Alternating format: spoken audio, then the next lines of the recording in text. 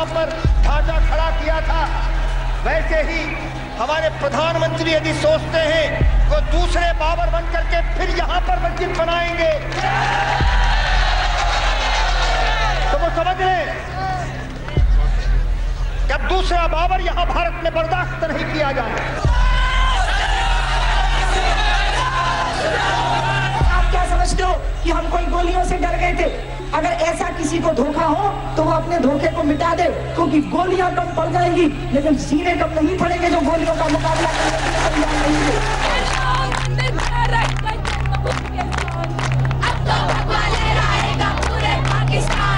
भगवान रामलला को हटा करके इस मंदिर को मस्जिद बनाएंगे। जिस दिन मस्जिद बना देंगे उसी दिन ढांचा हट जाएगा। कार सेवा रुक नहीं सकती, चाहे इसको संत महात्मा रोके चाहे नेता लोग रुके। आज इस ढांचे को गिराना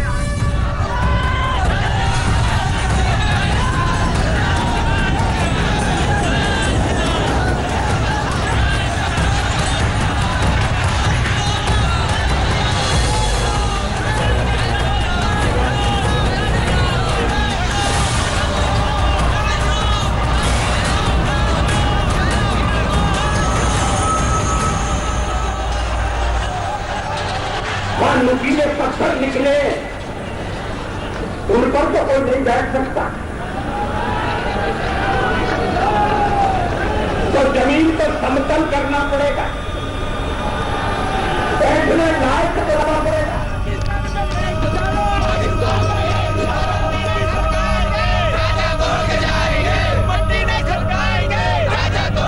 जहां राम का जन्म हुआ था, जहां राम का जन्म हुआ था, मंदिर वहीं बनाएंगे।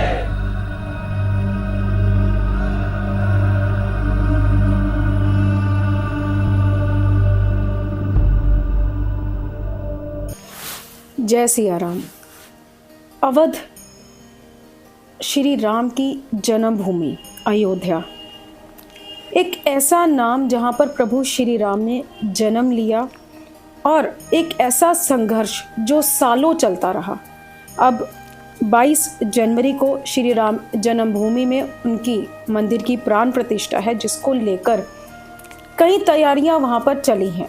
मगर ये संघर्ष कितनी देर चला, कैसे संघर्ष चला, कैसे स्वयं सेवक वहां पहुंचे, ये पूरी गाथा जो है ये बहुत ज़रूरी है कि किस तरीके से ये संघर्ष चलता रहा और आज उस संघर्ष का परिणाम है कि श्री राम जन्मभूमि अयोध्या में श्री राम जी के मंदिर की प्राण प्रतिष्ठा होने जा रही है, जो बहुत ही खुशी का विषय है और सभी राम भक्तों के लिए खुशी का विषय है। मगर ये संघर्ष कैसे चला, इसके पीछे कितनी लड़ाइयाँ स्वयं सेवकों ने लड़ी है। हमारे साथ जो हैं इसी कहानी को साथ लेकर पूर्व परिवहन मंत्री मास्टर मोहन लाल हैं, जो उस वक़्त वहाँ पर मौजूद थे। क्या वहाँ पर संघर्ष चला, कैसे चला, ये सब कुछ वो हमें बताएंगे, क्योंकि वो प्रत्यक्षदर्शी थे वहाँ कर। कितनी स्वयं सेवक कितनी गिनती में वहाँ पहुँचे, क्योंकि बाबर के शासनकाल में वहाँ पर जो है श्री राम मंदिर को तोड़ा गया था और 3 गुंबद बनाए गए थे और स्वयं सेवकों ने वहाँ पर जाकर वो 3 गुंबद तोड़े और वहाँ पर आज जो है 22 जनवरी को अब प्राण प्रतिष्ठा श्री राम प्रभु श्री राम की होने जा रही है। हम मास्टर जी से जानेंगे कि कैसा संघर्ष चला था, क्या स्थिति थी और कैसे वहाँ पर स्वयं सेवक पहुँचे थे। नमस्कार मास्टर जी, आपका स्वागत है। नमस्कार। राम नाम उर में धरे, मास्टर जी सबसे पहली बात है जिसके सम नहीं कोई। राम नाम उर में धरो, जिसके सम नहीं कोई। राम नाम के सिमरते सारे कष्ट मिटे। प्रभु से मिलन उस राम के द्वारा हो जाता है, परमात्मा उस राम के द्वारा मिल जाता है। बहुत कृपा है उस परमपिता परमात्मा, उस भगवान राम की बहुत कृपा है, अपार कृपा है कि उसका जन्म स्थान सारे हिंदुस्तान, सारी दुनिया मिल कर के उसमें फिर प्राण प्रतिष्ठा करने लगी है। मुझे बड़ी प्रसन्नता का विषय, बहुत प्रसन्नता का विषय। ऐसा नहीं है कि ये विषय आज शुरू हुआ, बाबर ने 1526 पे हिंदुस्तान पे आक्रमण किया। 1556 में उन्होंने जो मंदिर गिरा करके वहाँ पर अपने नाम की मस्जिद का उसार कर लिया। 500 साल का मुतवातर संघर्ष है आज का दिन 22 जनवरी, और 1556 500 साल का इतिहास, संघर्षों का इतिहास। इस राम मंदिर को पुनः सनातन धर्म का पवित्र मंदिर स्थल तीर्थस्थान बनाया जाए, इसके लिए संघर्ष होते रहे।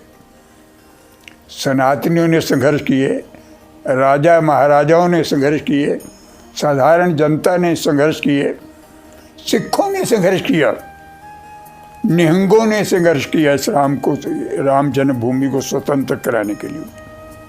बहुत संघर्ष हुए, बहुत जाने गई, हजारों जाने गई, और आज 22 जनवरी को इसमें रामलला की प्रतिष्ठा करके एक भव्य सुंदर मंदिर राम का बनाया जा रहा है, जो दुनिया भर में अद्भुत होगा।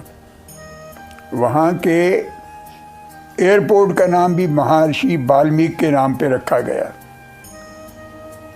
वाल्मीकि हमारे प्रेरणा स्रोत हैं। राम की कथा को घर घर पहुँचाने वाले वाल्मीकि और महाकवि तुलसीदास को वंदना करता हूँ। प्रभु, ये दोनों महाविभूतियों ने राम के नाम को अमर कर दिया,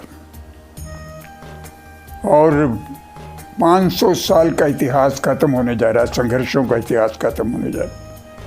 मास्टर जी, 1992 की बात है, 5 दिसंबर की, जब स्वयं सेवक जो हैं वहाँ पर इकट्ठा हुए थे और मुस्लिम और हिंदुओं का दंगा भी वहाँ पर हुआ, प्रत्यक्षदर्शी थे।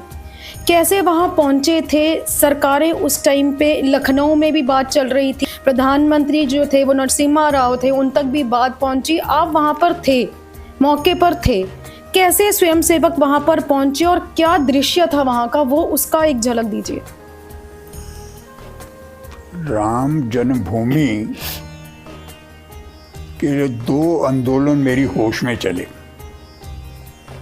यहाँ तक मुझे पता है कि 90 का आंदोलन चला, सर्वव्यापी आंदोलन था, मुलायम सिंह का राज था, बैरिकेड लगे हुए थे, परिंदा तक पर नहीं मार सकता था वहाँ, ऐसे हालात थे।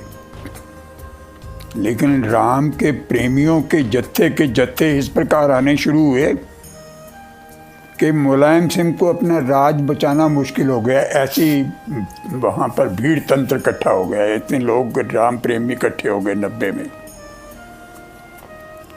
मुलायम सिंह यादव ने गोलियां चलाई, कार्यकर्ताओं, स्वयं सेवकों ने, राम भक्तों ने उन गोलियों का सहर्ष स्वीकार किया। कितने मर गए इनकी गिनती मैं बता नहीं सकता, लेकिन वे मुलायम सिंह का कायराना काम था। सरकार ने सिंगा राव की थी, गोलियां चलाई गई, लाठियां बरसाई गई, कुछ को पकड़ करके जेल में डाला गया। ये सब मैं अपनी आंखों से देख रहा। और 90 के आंदोलन में मेरा जत्था जो था, जिसको मैं लीड कर रहा था, वो लखनऊ से अयोध्या पैदल चला, क्योंकि सारे मुलायम सिंह ने रास्ते बंद कर रखे थे। कोई रास्ता आने जाने का वहाँ पर सुरक्षित नहीं था। हम खेतों से, गलियों से, किलानों से पैदल चले, और जो लोगों में उत्साह था उसका मैं वर्णन नहीं कर सकता। क्या भव्य दृश्य था राम मंदिर को स्वतंत्र कराने का। लेकिन जो लोग सेवा कर रहे थे, मैं उनका अभिनंदन करता हूँ। बहुत सी औरतें खाना लेकर के पहुँचती थी, रास्ते में अच्छे पकवान लेकर के राम भक्तों का स्वागत करती थी। ऐसी मैंने औरतें देखी अपनी ज़िंदगी में, ऐसा भव्य दृश्य कभी नहीं देखा। दूसरी बार 92 में उससे भी भव्य नज़ारा था। कहीं सहारनपुर में गिरफ्तार कर लिए जाते हम, कहीं मेरठ जेल में सवा महीना हमको रखा गया, लेकिन जो राम भक्तों का उत्साह था उसका वर्णन हम नहीं कर सकते। जेल के अंदर का माहौल इतना उत्साहपूर्ण था कि या तो बाबरी मस्तक गिरा कर के आएंगे या जिंदा घर नहीं जाएंगे, इस प्रकार का लोगों के अंदर उत्साह था। और बिल्कुल मैं बाबरी मस्जिद के बिल्कुल नज़दीक ही खड़ा था, 5-10 फुट का फासला होगा। लोगों ने अपने हाथों से वो जो गुलामी के चिन्ह थे, हमारे बाबर की गुलामी के चिन्ह थे, उन चिन्हों को मिटाया, बाबरी मस्जिद गिराई, अपनी आंखों से देखा। उसके अंदर से पुरातन काल की बड़ी चीज़ें जो तो मैंने अपनी आंखों से देखी निकलती हुई। कहीं लक्ष्मी की मूर्ति है, कहीं स्तंभों के ऊपर नक्शा कशी की गई है। मस्जिदों में ऐसा नहीं होता है। प्राचीन हमारे जो ग्रंथ हैं उनकी आकृतियों को मैंने उकेरा हुआ खम्भों पे, ईंटों पे देखा, और गर्दिशो गुबार के अंदर वो बाबरी मस्जिद ढहती गई। वो सीन मुझे आज भी याद है। अडवाणी जी, उमा भारती जी, ऋतंबरा जी, अशोक सिंघल जी, मुरली मनोहर जोशी जी, ये सब स्वयंसेवक जो कार सेवा के लिए गए थे उनको रोकते रहे थे, गिराओ मत, परंतु उसमें उनकी कोई सुनने वाला नहीं था, कोई बात कोई सुन नहीं रहा था।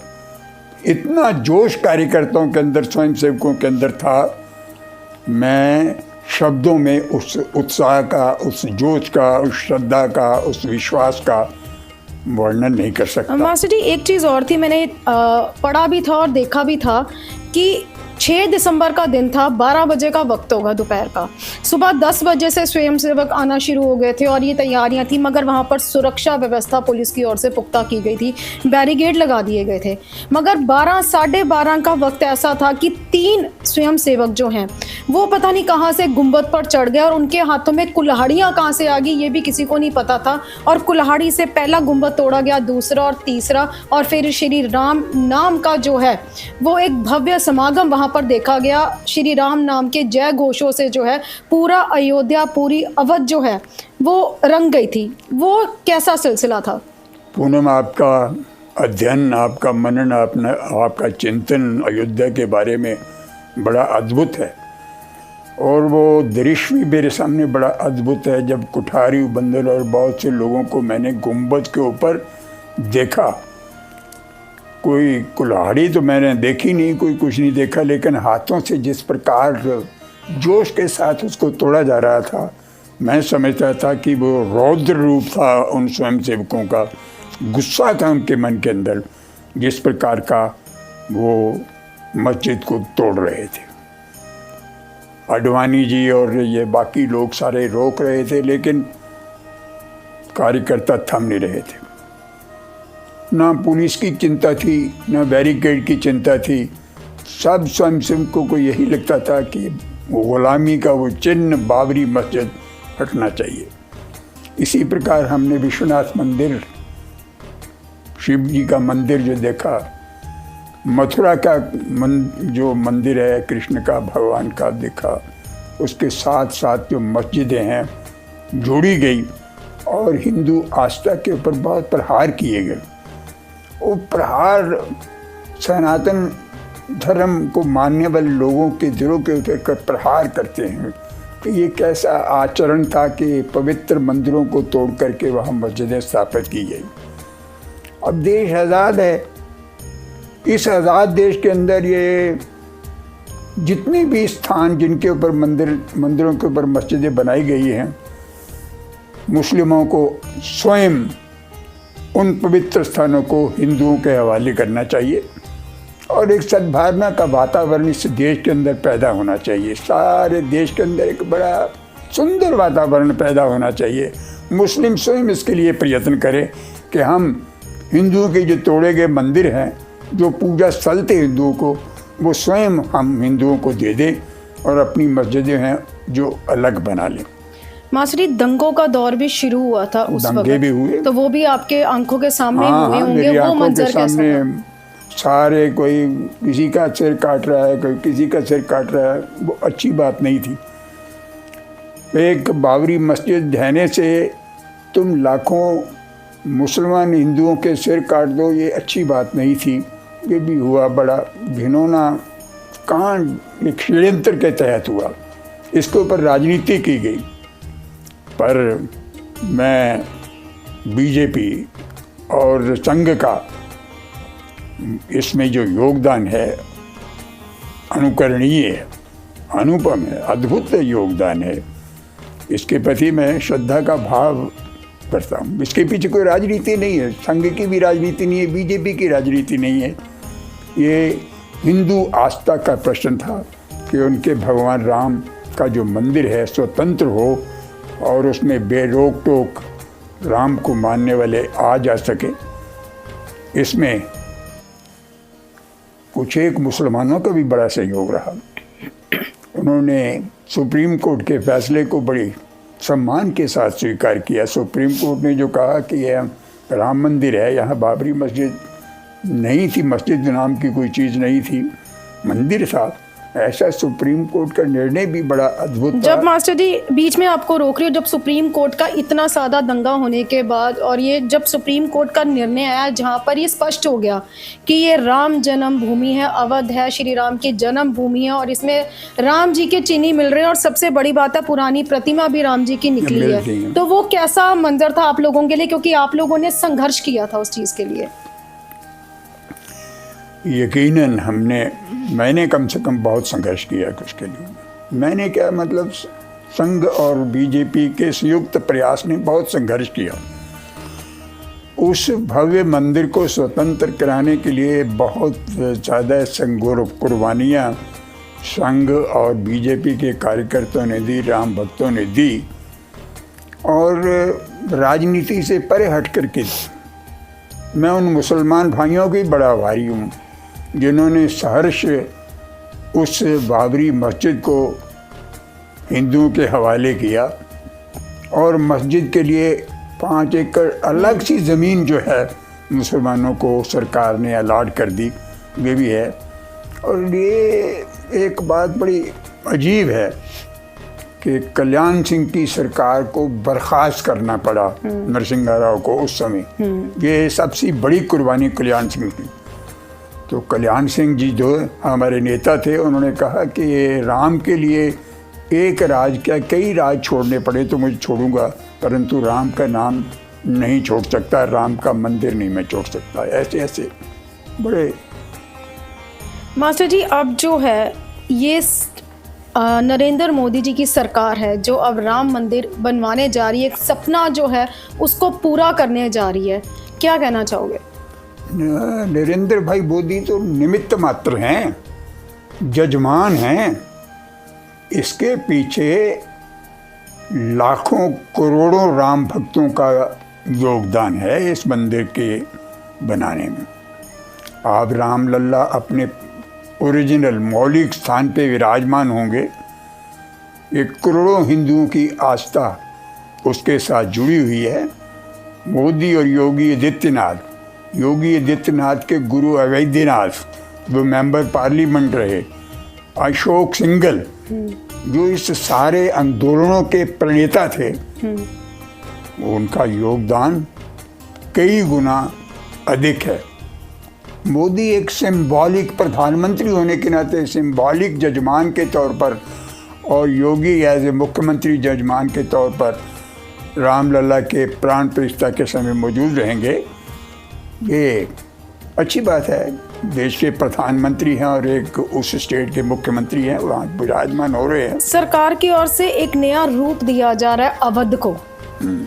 कई जगह पर जो है सोने के खंबे तैयार किए जा रहे हैं, कहीं से बाहर से जो है एक बहुत बड़ी एक घंटियां लाई जा रही है और भी कई तैयारियां हो रही हैं। एक तरह से अवध जो है दिवाली जो है वो 22 जनवरी को मनाएगा, क्या कहना है?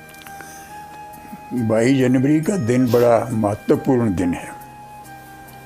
मैं जो टेलीविज़न के माध्यम से देख रहा हूँ, कोई सोने के छत्तर ला रहा है, कोई पान ला रहा है बनारस से रामलला के लिए, कोई आदमी थालियां सजा कर के आ रहा है, धूप अगरबत्ती लेकर के आ रहा है, कोई पैदल चल रहा है। इस प्रकार का भव्य नज़ारा देख कर के कौन हिंदू होगा जिसका मन प्रफुल्लित ना होगा। बहुत मन खुशी की लहर में भरा हुआ है। मैंने भी उस उपलक्ष्य में 22 तारीख को अपने घर में साधु संतों के लिए अटूट लंगर का प्रबंध किया है 22 को, और 11 से 1 बजे तक कीर्तन होगा। उसके बाद 1 से आगे लंगर का प्रबंध किया गया है। ये अपनी खुशी के लिए कर रहा हूँ कि मैं भुक्तभोगी, मैं एक साक्षी, एक गवाह के तौर पर उस भव्य मंदिर के निर्माण में एक तुच्छ योगदान, एक गिलहरी की तरह छोटा सा योगदान मैंने पाया। उसकी खुशी में 22 तारीख को हम एक प्रयोग कर रहे हैं। मास्टर जी, भारत क्या, विदेशों में भी इस दिन का इंतज़ार हो रहा है और विदेशों में भी कई मंदिर जो हैं अब राम नाम की प्रतिमा के साथ प्रतिष्ठित होंगे। भव्य नज़ारा होगा देश में विदेशों में, मगर इसके बावजूद कांग्रेस की ओर से ये ना कर दी गई कि हम जो हैं इस बहुत बड़े, मैं तो कहूँगी कि एक यज्ञ में आहुति डालने नहीं आएंगे। क्या कहोगे? ये दुर्भाग्यपूर्ण है। कांग्रेस समझती है कि ये राजनीति का मसला है। ये राजनीति का मसला नहीं है। राम कांग्रेस का भी है, राम बीजेपी का भी है, राम मुसलमानों का भी है, राम अकालियों का भी है, राम सनातनियों का भी है, राम आर्य समाजियों का भी है, राम हिंदुस्तान के लोगों का भी है, राम विदेशियों का भी है। यहाँ जहाँ भी कोई राम प्रेमी बैठा है उन सब के लिए राम के दरवाजे खुले हैं, मंदिर के दरवाजे खुले हैं।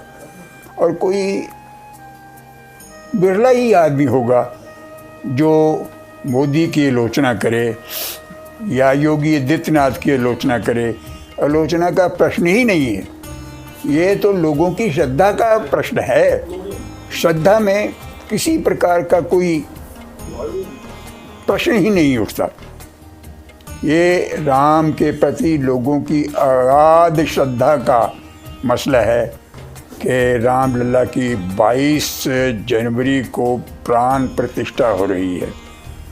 देश देशांतरों से बहु प्रकार की विविध प्रकार की सामग्रियां अयोध्या पहुंच रही हैं।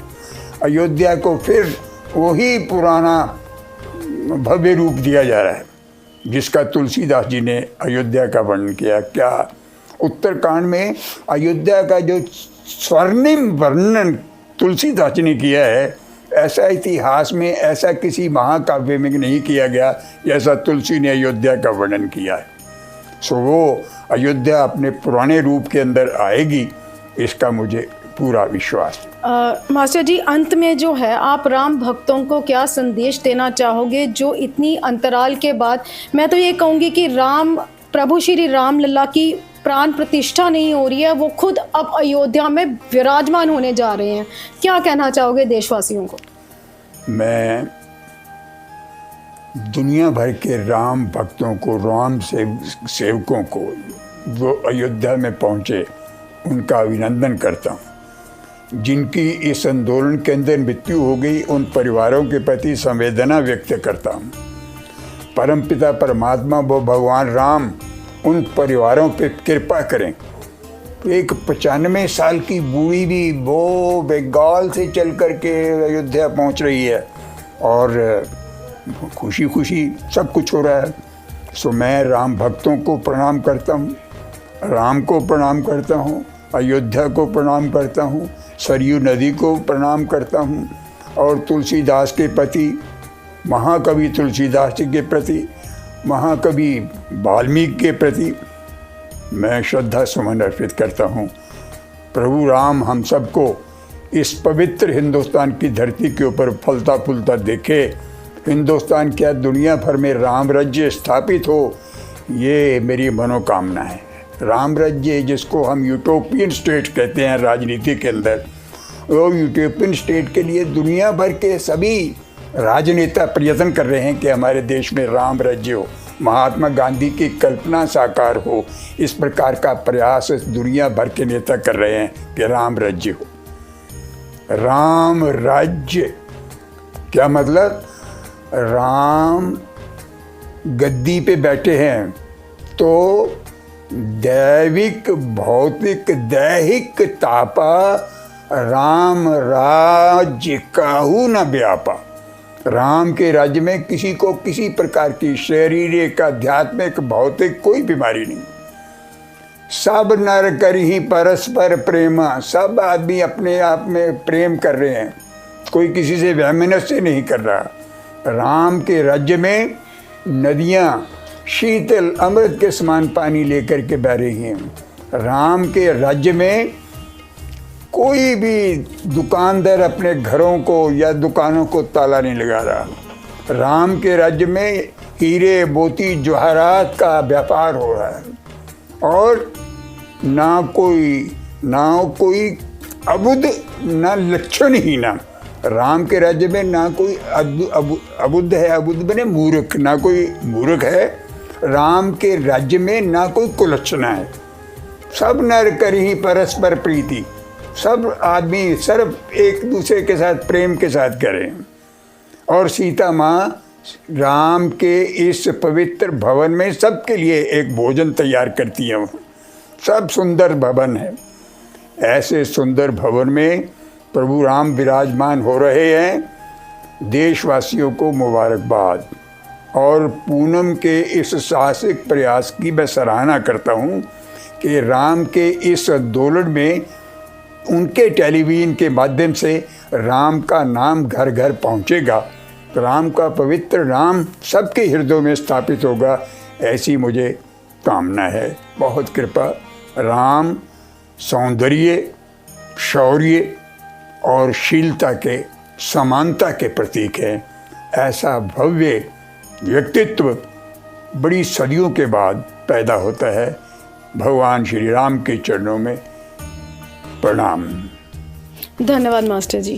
तो ये थे मास्टर मोहनलाल हमारे साथ, जिन्होंने वो संघर्ष के दिन याद दिलाए कि कैसे संघर्ष जो है स्वयं सेवकों की ओर से किया गया था। और 22 जनवरी एक ऐतिहासिक दिन है।